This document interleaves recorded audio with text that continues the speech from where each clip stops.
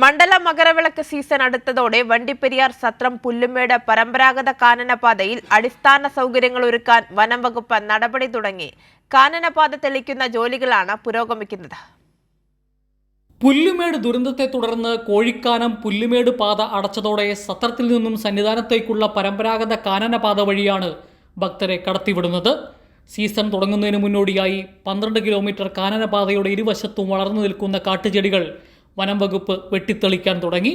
വഴിമുടക്കി കിടന്നിരുന്ന മരങ്ങൾ മുറിക്കുന്ന പണിയും പുരോഗമിക്കുകയാണ്.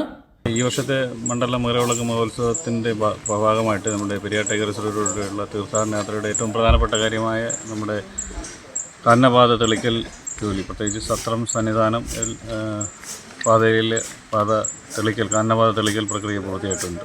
വീണ് കിടക്കുന്ന മരങ്ങളും മറ്റും നീക്കം ചെയ്യുന്ന ജോലി നടന്നു വരുന്നുണ്ട്. അത് 1-2 ദിവസത്തിനുള്ളിൽ ചെയ്യും. ഇതുകൂടാതെ ഭക്തരുടെ സുരക്ഷയ്ക്കായിട്ട് നമ്മൾ സ്പെഷ്യൽ റോഡ് ഓപ്പണിംഗ് പാർട്ടി ഉണ്ടാവും എല്ലാ ദിവസവും. വിത്ത് ആംസായിട്ട് അവർ പോയി വഴി ക്ലിയർ, വന്യമൃഗ സാന്നിധ്യം, പ്രത്യേകിച്ച് ഒരു വന്യമൃഗ സാന്നിധ്യം കൂടുതലുള്ളൊരു മേഖലയായതിനാൽ, പുല്ലുമേടുകളായതിനാൽ മറ്റ് മൃഗങ്ങളുടെ സാന്നിധ്യം ഇല്ല എന്ന് ഉറപ്പുവരുത്തിയിട്ട് എല്ലാ ദിവസവും അയ്യപ്പന്മാരെ കയറ്റിവിടുന്നതായിരിക്കും. പുല്ലുമേട്ടിൽ ലഘുഭക്ഷണശാലയും പോലീസ് ആരോഗ്യ വകുപ്പുകൾക്കുള്ള സൗകര്യങ്ങളും ഒരുക്കുന്നുണ്ട്. 6 സ്ഥലത്ത് കുടിവെള്ളം വിതരണം ചെയ്യും. കഴിഞ്ഞ വർഷം 1,32,500 പേരാണ് ഇതുവഴി സന്നിധാനത്തേക്ക് പോയത്.